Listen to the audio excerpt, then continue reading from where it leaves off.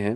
ایک تھیوری یہ بھی کہ ایپسٹین فائلز کا مقصد ایک یہ بھی تھا کہ کر لو جو کرنا ہے, وی ایگزسٹ, دھڑلے سے ہو رہا ہے, سب کچھ ہو رہا ہے تاکہ مایوسی پھیلے. بہت سے لوگ جب مائنڈ گیمز کھیل رہے ہیں ان ہمارے ساتھ. ٹاپکس کی ریسرچ میں جاتے ہیں نا, مایوس ہو جاتے ہیں کہ یار یہ بھی ہوگا, یہ تو پوری دنیا کنٹرول ہو رہی ہے, we are being watched, surveillance اس لیول کی ہے, یہ ہو رہا ہے, وہ ہو رہا ہے, کیا بنے گا. تو میں نہیں چاہتا کہ مایوسی پھیل جائے, میں نہیں چاہتا کہ ہم ڈر جائیں.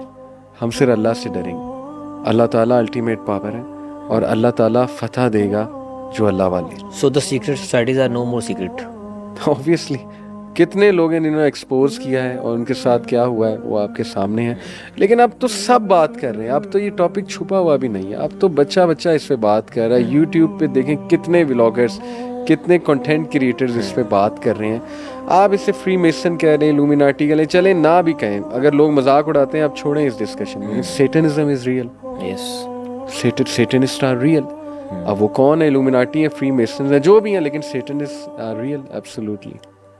پاکستان میں بھی ہیں, ہر جگہ, ہر جگہ دنیا کی. پاکستان میں ملاقات ہوئی کبھی کسی سے؟ مجھے ملاقات اس طرح سے ہوئی ہے کہ انہوں نے بتایا کہ انہیں آفر تھی, ایک بہت بڑے سی ای او ایک کمپنی کے تھے, انہوں نے بتایا دے کانٹیکٹڈ می, دبئی میں بلایا مجھے میٹنگ کے لیے. واللہ عالم سچ بول رہے تھے یا آئی ہوپ سچ بول رہے تھے. He talked to me about this, لیکن سچ ڈائریکٹ کبھی نہیں انٹریکشن نہیں ہوا obviously. کیونکہ ہمارے یہاں کہتے ہیں کہ 1970s تک فری میسنس تو آپریٹو تھے.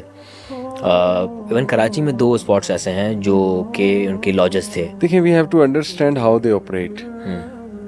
دے need influential people, CEOs, musicians, big musician, anyone with huge influence. یہ ان کا آپریشن کا ایک میکینزم ہے.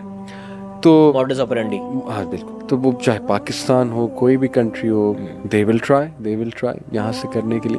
لیکن ہم حتمی یہ نہیں کہہ سکتے کہ فلانا پولیٹیشین ان کا حصہ ہے. کسی پہ الزام نہیں لگانا چاہیے.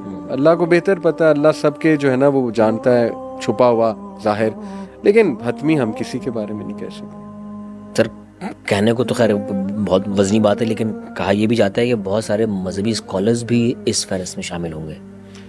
دیکھیں ایک اسپیکولیشن ہے, ہو سکتا ہے کوئی بہت انفلوئنشل اگر ہے اور غلط چیز بتا رہا ہے جو کہ صاحب نظر آ رہی ہے کہ غلط گائیڈ کیا جا رہا ہے.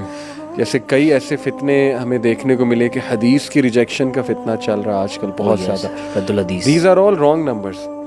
ہو سکتا ہے ایسا کوئی اسکالر انڈر دا انفلوئنس ہو سکتا ہے ایسا کوئی public speaker under the influence جو غلط چیز پھیلانے کا جسے ایک ایجنڈا دیا گیا ہو.